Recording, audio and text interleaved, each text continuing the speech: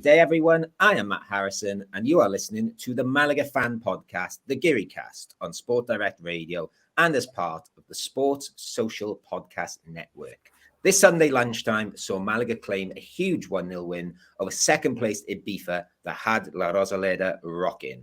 A penalty buried by Dione after great work from Kevin proved enough for Malaga in a tempestuous game. Malaga now sit in fourth place, 4 points behind second-placed Ibiza, and that has had some at La Rosaleda chanting "Si se puede" as the chase is on. And speaking of "Si se puede," here are 3 guys who definitely can do it. It's my Geary Cast co-hosts. So first of all, I will say hello, Luke Chambers. Hello, mate. I hope you're well. Si se puede indeed. I hope you guys had a great day at the game the other day. It looked fantastic. I got several pictures off a certain Keith Bell. All around a great day. So let's talk about some good Malaga football. Indeed, we will. And I'm sure you had a good afternoon too with Alex Ashmore doing the live stream. So how are you, Alex Ashmore? I'm doing well, yes. It was nice to watch a win. I think both Luke and I were, nervous is probably the right word going into the game, and maybe didn't have the highest of hopes, but what a performance and what a win. And a perfect way to cap off the weekend as Yeovil beat Farnborough 3-1 as well. Yes. And for the second time in the last 2 days, I would say hello, Nick Bell. Hello again, Matt. Nice to see you again. Always good to spend a Sunday with you at the football, and even better when Malaga play excellently and we come away with 3 points. So, the Patcharan tasted extra sweet yesterday. Did taste really sweet yesterday. And I actually, there's all these like rituals you can do to like summon like a bogeyman. When I got to the tavern, they were pouring 5 Patcharans on the bar, and then I appeared, and they were like, "Oh." Anyway, so that's how you summon myself, as you pour 5 Patcharans. Before we get stuck into this episode, we should say this is quite a different episode, and things might be slightly different going forward. After a bit of sort of consultation, we've sort of with ourselves, we've sort of decided to split the podcast in half and do 2 episodes a week. So the earlier in the week episode will be the sort of match review, and later in the week will be the match preview, and then amongst that will be the usual sort of news and things like that. I guess the main reason to sort of streamline things a bit, so you've got perhaps smaller chunked podcasts for your ears to devour, a bit more dynamic, and we'll just notice lots of other podcasts do it, and it works for them, it can work for us. Also, I don't know if you guys noticed, I did scrap the rap, so that's the slogan we're going for, scrap the rap. I felt it lost. So I felt it lost some of its magic, and I don't know if you're listening to. I can feel a poll coming, Matt. I can feel a Twitter poll coming out. Also, if you're a new listener and you go, "Oh, what's this podcast about?" You must just think, "What the fuck?" Yeah. But yeah, maybe I'll introduce it for occasions. I won't kill it off properly, but yes, for now, I've put on. I can't do 2 raps a week. Bloody hell, I'm not Drake. There'll be an album. I was going to say, yeah. Maybe a promotion rap just to get that in the bag for as and when. A Geary Cast. Yeah, there's no dedicated Kevin rap today. I can tell you that, but I'm sure he will get mentioned later. So, like I said, we'd usually perhaps talk about the news, but we're recording this on a Monday, so there's not really much to say at the moment.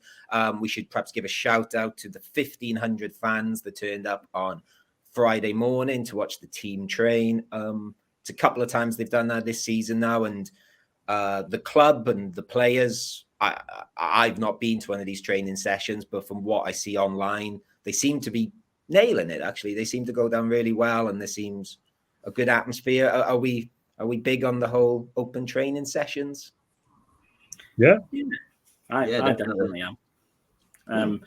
I think it's always a good way to engage with your fan base. It's a nice treat for younger generations to go and watch their essentially their heroes. You know, so we idolise players like Ronaldinho and Kaká when we were young, and if you get to go watch them at open training, it was a nice treat. So there's some wide-eyed little boys and girls out there that look at Kevin the same way that Matt does, and and gets to see him train on a nice Friday morning in the sunshine. So what's not to like? Wouldn't you be the same, Nick, if you were there and it was Manu Molina training? I think I would be.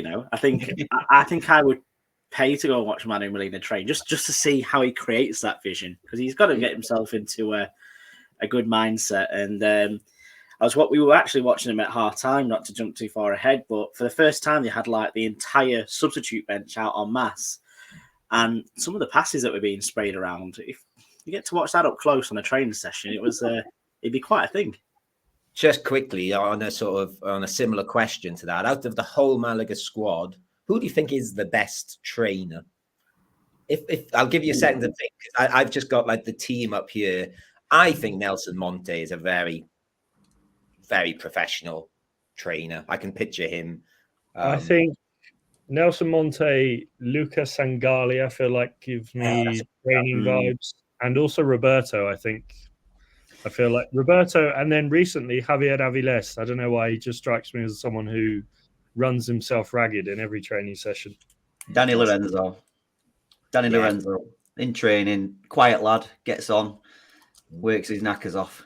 Danny Lorenzo for me. Yeah, I'd have to go for Canaro. He seems like a player of a certain intellect as well. Probably doesn't get himself involved in too much trouble. As you said, Luke, gets his head down, just does what he needs to do. Leads by example as well, being one of the club captains. So he'd be my pick. Do you reckon he does karate kicks in training? That's just the thing. Would you want to be on Genaro's team in training or against Genaro? I mean, you've got a big game at the weekend. I know he's capable of leaving that footing or even hitting you. Yeah, I still put that down to a moment of madness. Yeah, though he was very agitated this weekend as well, wasn't he, on the pitch? So maybe not. Maybe he is a bit of a hothead at times. Well, to be honest with you, as I'm sure we'll talk about in over the next sort of half hour or so, Nick will know I was quite agitated when how long he was on the pitch with a yellow card for. I was like, what's he doing? Just kept asking, why is Pacer not taking him off yet? Well, actually, just looking, I'm not even sure if he was on a yellow card. Did we get him mixed up with someone else, Nick? Who was that? Gennaro. We thought he was on a yellow. No, wait, the two centre, Einar and Monte. Right, I've just looked at the team now and saw there's not a yellow card next to his name. So I was agitated for no reason. on the live streams, me and Alex were discussing a lot. Obviously, like you said, Pellicer doesn't like a yellow carded player. But in a game like that, surely you don't change both centre halves. No. Although Einar and Monte were both on yellow cards very early. Yeah. I was going to say Monte was in the book like after 14 minutes, quarter of an hour, wasn't he? I mean, that was a silly yellow as well. Like, he was like a raging bull just going to try and headbutt him. Yeah, I did say to Nick at during the game that, like, I don't think, when players on yellow cards before, that they were on a yellow card, and I'd be aware of it. But thanks to Pellicer, I'm like hyper sort of, they're going to get sent off. They're going to get sent off. It's really, Pellicer is maybe paranoid about yellow cards. But well, if you remember last season, it didn't matter who it was. If they were on a yellow card, they was off at halftime or 5 minutes after. Well, that was because when he joined, we had like 3 games, didn't we? Where I think we might have had 3 red cards, and he's like, Anyway, let's go and talk about that glorious Sunday afternoon and maybe the hours before the afternoon. It was another sellout. I don't know if we need to keep saying this, incredible effort again. People turning up for these Sunday games, not going to church, sticking to the real cathedral of Malaga, which is La Rosaleda. And we should perhaps mention one of the famous attendees at the game. Alex, I'm going to ask you, because I think you shared the photo in the group. Do you know who Risto Stoichkov is? I do now. I think if you'd asked me maybe 3 or 4 years ago, so it was about the time when I was first living back in Madrid and his son signed for Alcorcon. And I was like, that doesn't sound like a very... Is that his son? No. Sorry, not his son. Someone who put Stoichkov on the back of their shirt. Yeah, I was going to say. minor confusion. And I was like, that doesn't sound very Spanish. So I ended up looking up who Stoichkov was, and then obviously found out who he was. So I do know who he is now, but I'm not very, I haven't seen much of him, highlights and whatnot. Barcelona legend, isn't he? Barcelona. Yeah. Thinking of the right one.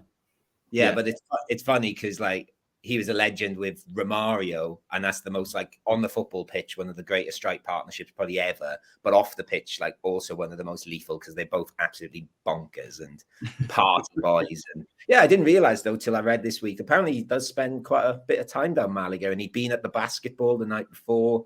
And I think he's been to watch the basketball quite a few times. But yeah, he does work for US TV. I think it's called Univision. So he does like Champions League comms for them because he retired in Chicago, or he certainly played for Chicago at the end of his career. I don't think he retired there. Any strong views on Risto Stoichkov, Luke or Nick, before we talk about... For an alternative striker at the minute, I'd have either Stoichkov, if I'm being perfectly honest with you. Like, I'd happily take either the one that is he still at Eibar, or even the one that's the former Barcelona player, because at the minute we've only really got, we were saying on yesterday, weren't we, Matt? There's only Dione. There was, I know Aviles is technically a striker, but not in the same mould. I think Juan Hernandez came on towards the end, so we need reinforcements. So dust off those boots, Stoichkov. Get yourself involved. And he's sort of famous for, he was quite a good dribbler, but he was more famous for he could hit a ball very, very, very, very hard. So as long as he can still do that, I think he's still put in the top corner. But let's talk about who was on the pitch for Malaga, who started on the pitch. We sort of suspected, because he's the only one, Dione would start up front. And there's no real surprises, but I guess it was a sort of surprise. Kevin Medina got himself back in the starting 11. We could perhaps talk a bit more about him. Let's not say perhaps. We will talk a lot about him later. But Luke, did you think it was a little bit harsh on Dani Sanchez losing his place? I thought it was a strange one, how Kevin's played 0 minutes in the last 2 and then come straight in the starting. Like, it surprised me. Don't get me wrong, I was happy about it, to be fair. I want to see all our attacking players on the pitch. Kevin's definitely one of them. But yeah, it was definitely a surprise to me. I don't know. Kevin, is that a weird season? Started off fantastically, then went very, very quiet. Players like Dani Sanchez, etc. has Kevin and done a job. Maybe a little harsh on him, but yeah, for me, I'm happy to see Kevin. Yeah, I think actually Ferr-y has managed that Kevin situation quite well, and almost like not giving him any minutes has sort of like wound him up a bit for, what he did in this game. Would you agree with what Luke said, Nick? Yeah, I think I said to you at the time, Matt, with the obvious exception of Roberto being out injured, this is possibly the strongest 11 that we could play, on paper. Like, don't get me wrong, there's a lot to be said about Kevin and his performances, but as far as a left winger is concerned, an out and out left winger, he's the only one we've got. So on paper, you'd think in every position, this is as strong as we're going to get. Yeah. And it looked great yesterday. Yeah, and it looked like on paper, Alex, like this did look like a good unit. Everyone, look, it all fitted nicely together, I thought. Yeah, I think, I like to think that Kevin starting had some reason to it, whether it was the fact that Ferr-y had done some previous studying on the Ibiza right back Medina and thought, maybe Kevin can get in his head and wind him up a little bit. And, he seemed to do that quite well. But yeah, I think I was a little bit surprised. And, well, not the only surprise in the starting 11, not in terms of who was featured, but who wasn't featured. Okay. Who is that? Musa.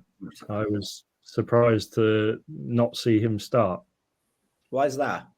Because I thought he played quite well against Alcoyano and deserved to keep his spot in the side. And okay, yeah, fair enough. Yeah. No, I just thought I thought you meant to drop one of the two at the No. I was sort of thinking of on the lines of surprises in the starting 11, and I think he was probably one of the best players on the pitch against Alcoyano, and I guess you can't play the same 11 week in, week out, and Pellicer must have had his reasons, but I think, well, I won't complain too much because Einar and Nelson Monte did very well as well. Yeah. Do we think it is a surprise though, Alex? When you think about it, like we've mentioned before, Musa does seem like the safe player to pull out. Granted, he's been fantastic when he's played, maybe a little bit unfairly treated, but we know the qualities what Monte and Einar have got when they are on form, and clearly this weekend. I think he is also, he's very young compared to those two. So I think the experience perhaps in a game against Ibiza is something that Pellicer was looking to. And with Einar and Monte, you have that little bit more experience and, well, level-headedness is not really the word I'd use, but, just, I don't know, a bit more composure about them. Whereas Monte, being so young, the big stage is obviously something he's experienced less. So maybe that was the reasoning behind it. Yeah, and just quickly on Musa, we should say as well, Pellicer has even come out and said it is really unfair that he isn't starting games at the moment because he does really obviously rate him. But he didn't start this one. And to be honest with you, speaking of starting, I don't think Malaga started this game very well after, there's La Rosaleda was absolutely bouncing. And Nick, we just first 10, 15 minutes, we were quite shaky and nervous. Yeah, it felt like, oh shit, it's happening type of thing in the first 10 minutes. It seemed to be a bit of an onslaught from Ibiza, and I suppose to be expected, really. They're second in the league for a reason. Their recruitment in the summer was, probably one of the best in the league, even though they signed a lot of ex-relegated Malaga players. But yeah, it made me uneasy to begin with, and I thought we were in for a bit of an afternoon if we was to go off the first 10 minutes in isolation. Yeah, Luke, what was the sort of vibe on the live stream as you watched on? Exactly how Nick's just put it, to be fair. Me and Alex are in agreement, and a few people in the comments. Malaga really struggled to settle in the first 10, 15 minutes. Ibiza really came to... I don't even think Ibiza were keeping the ball well or anything, but they were looking dangerous on the attack every time. We looked a bit, I think, defensively up for the first 10, 15, a little bit wayward. But, yeah, I thought we got back into it quite well. Oh, absolutely. We should perhaps give a shout out as well. I think I said to Nick that the Alfonso Herrera save, which was offside. I watched it back today, and I didn't realize from Escassi as well. Alex, did it look like it was going to be a busy afternoon for Alfonso Herrera for you? It did, and I think I made this comment on the live stream. Luke and I were commenting on how much we'd miss Roberto and saying he's the best player we've had this season. But I was actually thinking, barring the first two mistakes early on in the season, I think Alfonso Herrera has been by far the best player of the season. I think head and shoulders above the rest, consistency-wise. And he showed it Sunday. His saves against Alcoyano as well, keeping us in the game, and then on Sunday, magnificent again. He must have been gutted when he saw that offside flag go up. Did you watch it back, Matt? Did you say? Yeah. I mean, Escassi was obviously miles offside. Herrera did not know this. Would this have been the best save of the season from Herrera? I think it would have been, because this was unbelievable. I think if you're a goalkeeper and watching that back, I think a goalkeeper would say that, it was technically perfect. Yeah. Yeah, they always look good with it when you've got the strong hand as well. Like I say, just that one straight in, and it was such a bullet header as well. Like we know Escassi's got that in his locker, but we were in a row with it, weren't we, Matt? And it just, when he made that save, we were just like, fucking hell, what a save! And then he saw the flag was up. You were thinking, oh well, it takes a shine off it a little bit, but even still to get there in the manner that he did. I agree entirely with you, Alex. Roberto will get the plaudits for being in double figures for the season, but without Alfonso Herrera, we'll be nowhere near where we are in the league right now without his saves. Yeah, I think I can't remember, one of the big sort of Malaga Twitter or X accounts did do who's player of the season so far around the winter break, and it seemed unanimously Herrero for a lot of people. There was Roberto's mentioned too, but obviously they are on the books in Malaga now. The old boys weren't greeted back to La Rosaleda very friendly, especially Harry. Oh no, and I can tell you, Harry Jimenez was apparently not very happy after the game about it. Would Alberto Escassi have celebrated if he would have scored that goal? No, absolutely not. And I read an interview with him after the game, and they asked him, and he basically said like he was half expecting it, and he was sort of like, it's fine. Javi Jimenez as well is in his short sock shithousery phase. Did you guys notice this? Towards the end of the game, Alex picked up on it. It looked like he actually didn't. He took his shin pads off for like the last 10 minutes of the game. I said to Nick, I did say, I'm sure his like socks have got shorter. Yeah. I'm positive that he took the shin pads off. Anyway, the goal we said at the time, didn't we? If he scores, he's definitely right in front of us, full Bellingham style. Because he did. Yeah. He had one where he dragged it near post, didn't he? But yeah, he was. All three of them. To be fair, I think Ajax Goyal probably got off the least, but I think most Malaga fans probably think, well, actually, we barely saw you, with the greatest of respect. Yeah. So he was quite quiet, I'd say. Don't really remember. Got a yellow card, didn't he? That's about it, I think. Yeah, we should, like, I think Luke said that like Ibiza were good, but without really sort of passing the ball. But Malaga, once they sort of weathered that storm a bit, Malaga were really good at passing the ball. I think I commented that I think in regards of like a passing game, I think I said to Nick that this is probably the best sort of passing. I'm not saying the best performance, but in regards of keeping the ball and taking the ball in like tight positions and finding pockets. So I'll ask Alex, I'll come to you first, because obviously I sort of got Nick's opinion yesterday. And what did it look like on the live stream? Did it look like a nice passing performance? Yeah, I think definitely the transition, especially from defense to attack, was really good. Was quick, I think, facilitated by Danny Lorenzo in parts. Those runs that he went on, similar to the one where he scored against Alcoyano, and I think it was brilliant. But then I think still slightly lacking in the final third. I think that final ball was either a bit wayward, or the crosses quite often were hitting the first man. Obviously I can't expect perfection, but if I was to be critical about I'd say the final third could be a little bit better going forward. But other than that, the transition from defense to attack was quick and swift. It was just brilliant. From where you guys were watching, I was convinced for large parts of this game that Daniel Lorenzo wasn't actually playing as a 10 or as a attacking midfielder. He was up there with Dione.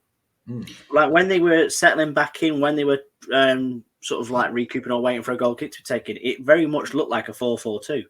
Yeah, definitely. We're very, after the first 10-15 minutes, it was as if Malaga turned on a more of an aggressive style of play. Quicker in transition, again, keeping the ball very well, but they didn't let Ibiza settle with the ball at all. And after Ibiza having a couple of attacks kind of thing, that were vital to stop that kind of transition from Ibiza. And Malaga really did stamp their authority on the game. I think we said, didn't we, Matt, that it looked like what Ferrero does naturally has become infectious, and other people have picked that up. Yep. Calm on the ball, taking their time and picking a sensible pass rather than being irate and doing something daft. So 100%, his influence on the squad, I reckon, is a direct result of that. And can I also add as well, how great was Ibiza's away shirt? Oh yeah, we did. I should have put that on the agenda. We were very. Yes. I think I said like straight away, didn't I? I said, they've got a sash. I love a sash, and we said it looked like that. Malaga had an away shirt about 2009, 2010? Grey and black, grey and white. Yeah, and I was like, we need that next season. That's what we need for our away kit next year. If we're going to keep going up and up and up, recreate. Just quickly, sorry to take it back to football, because I do, I can talk about football shirts too. I would say what Alex said. I totally agree with what Alex said, where we did lack that sort of end product and things like that, which, has happened in other games. But the thing I was impressed with here is that we were like, I think we were playing the better, we were better and we didn't lose our heads. And we just thought, if we just keep calm and keep passing the ball around, it like an opening will eventually come. And obviously it did sort of come from a little bit Route 1 in the end. But I think we said, Alex, on the live streams that it was, for the whole 90 minutes, it was a lot more of a mature performance from Malaga. Like you've just said, Matt, the amount of times when, I don't know, a yellow card or just something silly, Malaga can very easily switch off or lose interest for 5 minutes. But this one throughout, like Kevin were getting kicked all over the place. The referee were letting quite a lot go.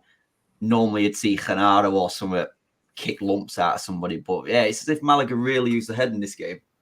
I think in terms of complete performance, and I think this is partly down to David Ferreiro, I think he's been fantastic. I think he definitely adds that composure and level-headedness to the squad. But I think in terms of complete performance, I don't want to jump the gun, but I'd say that was our best complete performance of the season in terms of we didn't have moments where we switched off. We dealt with their attack very, very well. And there wasn't really any moments, maybe one or two, where I was nervous. For the large majority of the game, I thought, I don't think they're going to score here. Yeah, and just to add as well, saying that like we didn't have many opportunities, we should highlight that the fact that before this game, they had the best defense in the league. They'd only conceded 18 goals all season. And the one we did get past them now means they've conceded 19, which makes them joint best defense with Malaga, which I was like, after that sort of shaky start to 2024, I was quite surprised to see our defense was still so imperious, unless I've read my stats wrong there, because I meant to double check the website I read that on. Matt, just adding to what we're saying about the structured performance, I don't know how it looked to you and Nick, but me and Alex were definitely talking about it. Seems that Hakeem and Victor were playing a lot more like a right back and a left back rather than a right full back and left full back. Again, very structured in a game like this. Yeah, we sort of talked about the Joaquin and Ferreiro as the game went on in particular. They seem to have a good thing going on. Like, I think it's quite like Joaquin seemed to know when to go and when not to go. Yeah, you're right. I think in the second half they did push on a bit more, especially when it was still 0-0. But yeah, I think Victor and Kevin had a similar relationship as well. And I think in that first half performance, it can't be understated. As much as it was a surprise to see Kevin in the starting lineup, he seemed to be playing with a swagger and a confidence that we'd not seen so far in 2024. The way he was Cruyff turning players and finding backheel passes, it's kind of that, they didn't always work out, but you've got to be in a right mindset to be able to do that. And the fact that he was being kicked off the park in what I now refer to as a Medina on Medina, as Alex just pointed out, clash. He had the run of it, and this is one of probably the most comprehensive right backs in the league. And Kevin had him on every single turn. He was running at him. To quote you during the game, Nick, especially when Kevin got that rugby tackle and you just jumped out of your seat and shouted, "He's had your trousers down." Or something, something like that. Well, I'll tell you what. Then let's I've held it all together and held it in. Let's go to the Kevin chat then, and then we could perhaps talk about the goal, because obviously it was a little bit of a surprise to see him in there. I said if anybody has not watched Chris Marquez's vlog yet, this is perhaps a good time to press pause and go watch that. It's 50 minutes of Chris's day at the game. I got interviewed before the game along with Nick, and my thing was my sort of tagline, I guess, was sort of, I just want Kevin to be Kevin more, because I think I said in that, I don't really understand this chat about he gives the ball away. My issue with Kevin in the last few weeks has been he hasn't given the ball away because he just plays it too safe. I think in this, I'd rather him run at people and give the ball away. And then I remember in this game, he got the ball. And I thought, right, come on, Kevin. Good start. And he just passed it to Scassi. I know I shouldn't have said he needs to give the ball away more. But from there on in, he was excellent. And like, he just really, really needed that performance, I think. And I think it was good management from Pellicer to bring him back into a game like this at La Rosaleda. I think that was important. He was great. He just kept them completely occupied down that right side all the time. He, like you said, he got the shit kicked out of him. He was sort of winding them up a bit, and he knew it's like, and again, it's maybe that influence I was talking about from David Ferrero, is that the one thing I noticed about this game that Kevin's not done before is his decision making seemed to be a lot more astute. He knew when to have a run at Medina because he knew he could be able to beat his man and get past him. He knew when he would stop and play the ball back into Danny Lorenzo. And the pair of them in this game, once they got that connectivity between the two of them, they, as I put on the reel, they were really vibing in this game. Like, it was cocky at times. And I think that is the difference for Kevin in this, is that there was a maturity to this performance that I've not seen from Kevin before. And it shows with how well he played, that if he does that every single week between now and the end of the season, there'll be no doubt that he's going to start more games and be more successful and not have this sort of cloud hanging over him. Yeah. Again, Luke, how did Kevin look on the live stream? Yeah, I thought Kevin had a fantastic game, but not only for his ball work, his work rate were insane. It was like when we spoke early on in the season and we said that Kevin's effectively been told, this is your last chance, you need to prove yourself. And for the first, 10 games, he was our top player. He was up there with our top players. His work rate, creativity, etc. And this really, for me, showed a performance where somebody said, Kevin, get your head out your ass. Show us what you can do.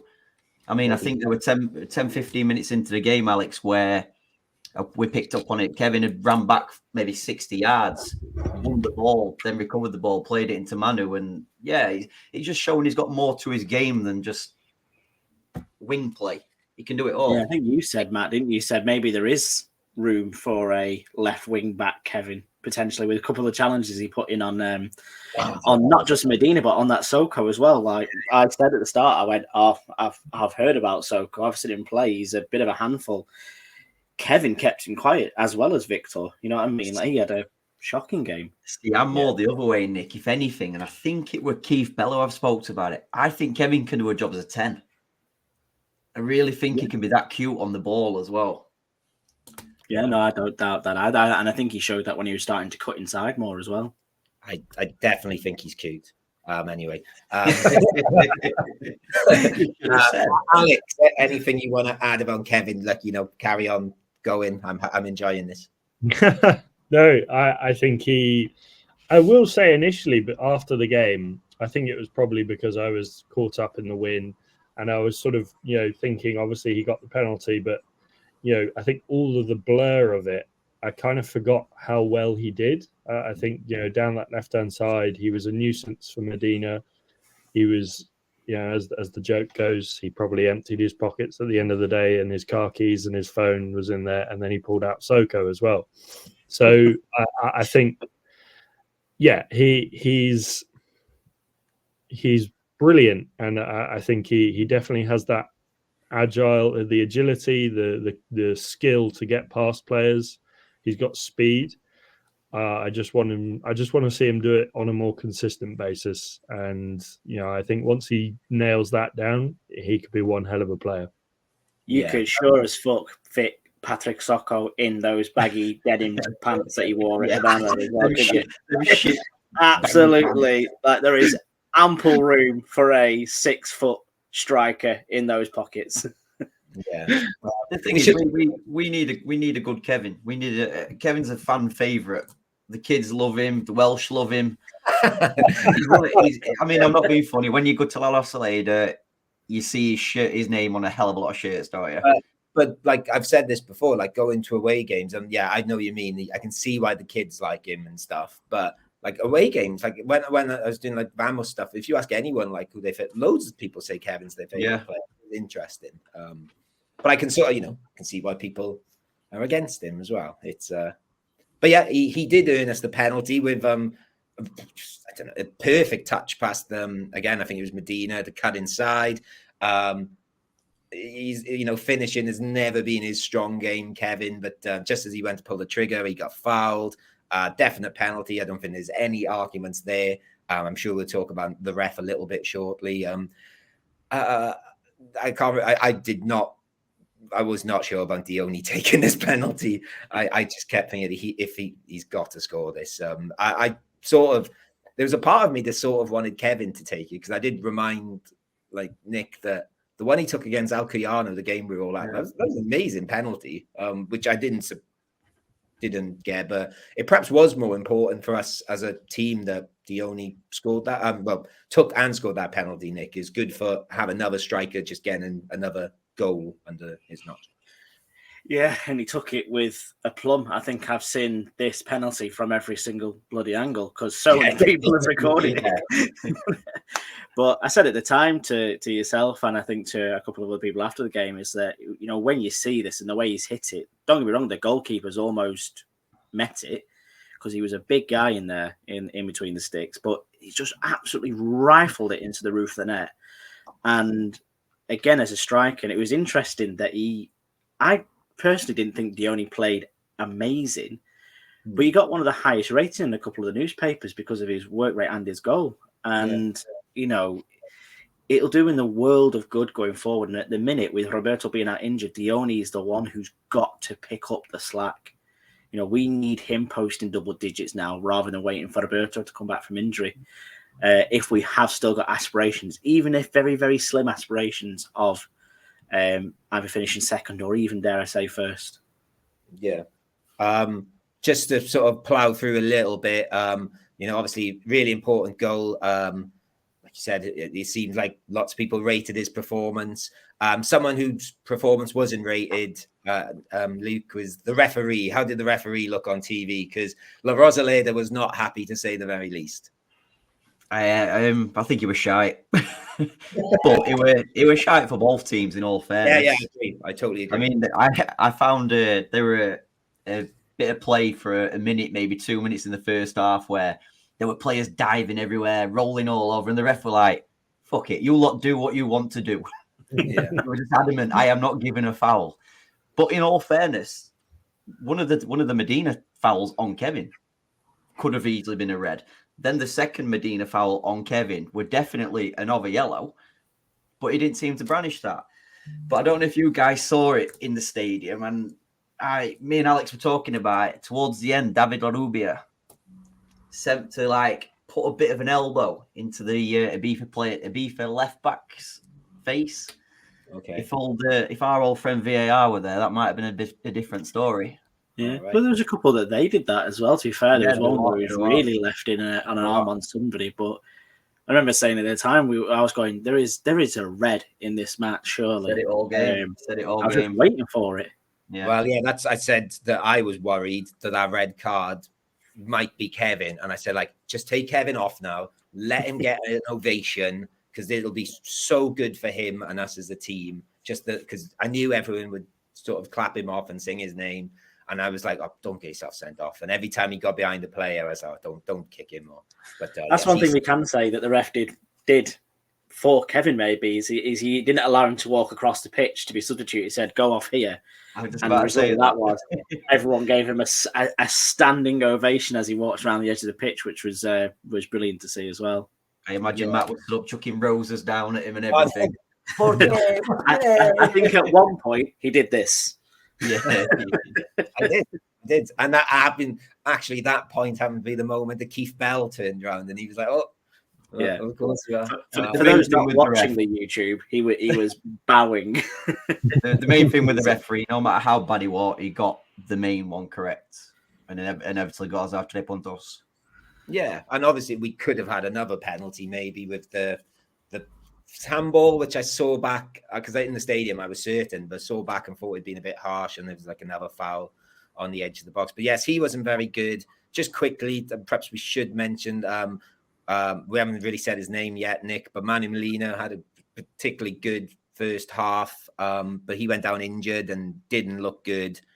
Sounds like it's something minor, or Pellicer has said he hopes it's something minor. I know, yeah. Luke Chambers really ruined my afternoon when he says Manu Molina's gone off in tears. I was like, no. He put the shirt over his head and everything. Like it looked bad at the time.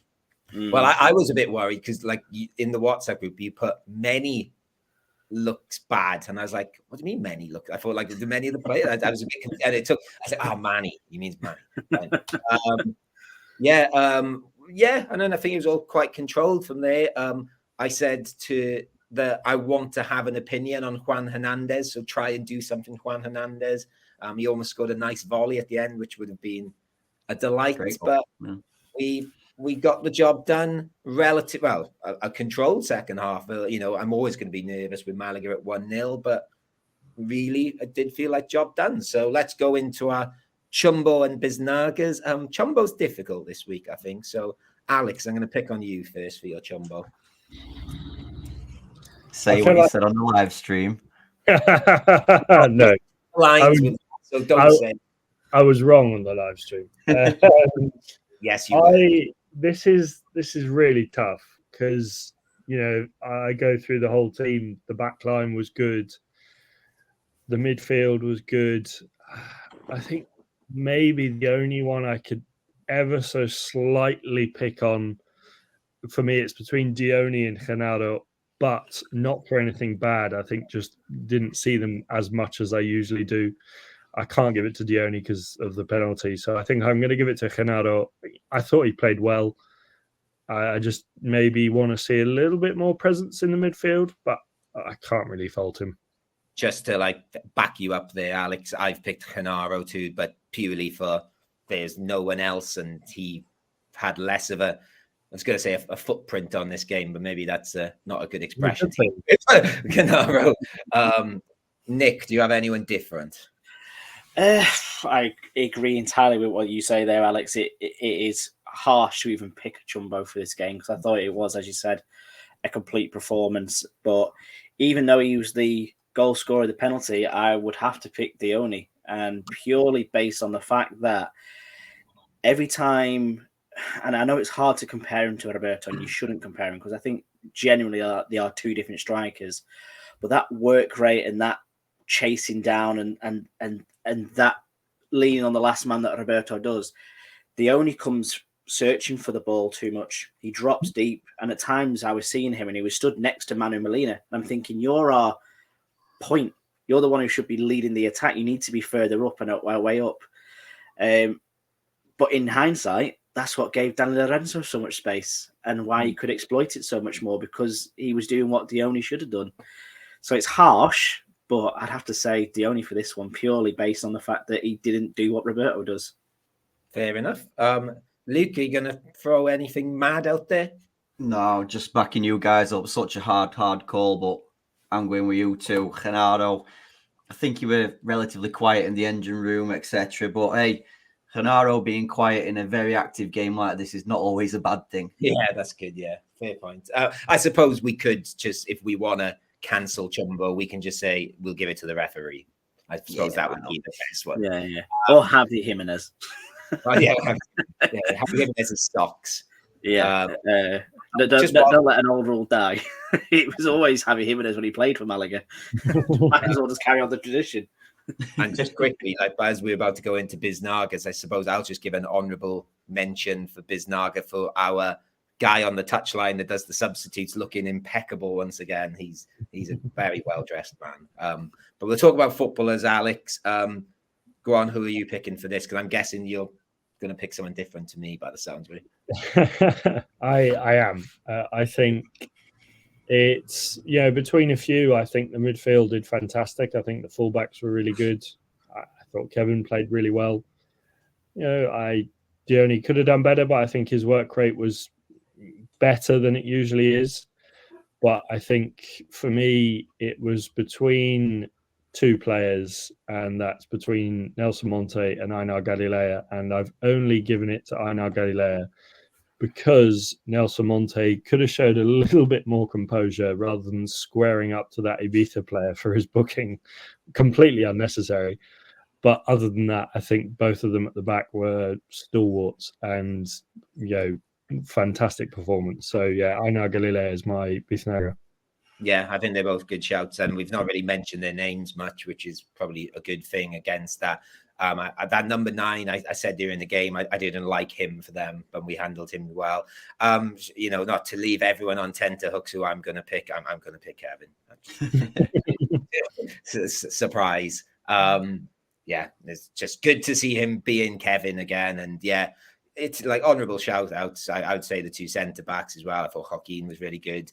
Manu Molina first half, I thought was just I think if we're going to play this way, he is probably central to that. He is our sort of Ramon replacement, and yeah, my second place would have been David Ferreira, though I just think the guy he has not put a foot wrong in those beautiful black boots of his. But Kevin's my Biznaga. Well done, Kevin. Nick. I agree with everything that everyone's just said. I think Joaquin Gabilondo grew into the game as well. I was really impressed with both his defensive and offensive performance. David Ferreira as well, just brilliant at times. Same with Manu Molina. But I'd have to throw it. It's a coin flip for me between Danny Lorenzo and Kevin. I think Kevin will draw a lot of the plaudits, but without Danny Lorenzo being there to be his wingman, so to speak, I don't think he would have had the game that he had. So I'm a bit torn. I'm going to stick by my guns. I said it in the stadium, and I said my Biznaga this week is going to be Kevin. So I'm going to go for it. Going for the hat trick, Kevin, but is he going to get it? Who is your Biznaga, Luke? Honourable mentions to everybody. I thought Ferreira was brilliant again. A big mention for our 12th man, Super Bokeh, who seems to be involved in absolutely everything. I said the exact same thing. Everything. But yes, for me, he deserved it on his comeback. It is definitely Kevin Medina. Yeah.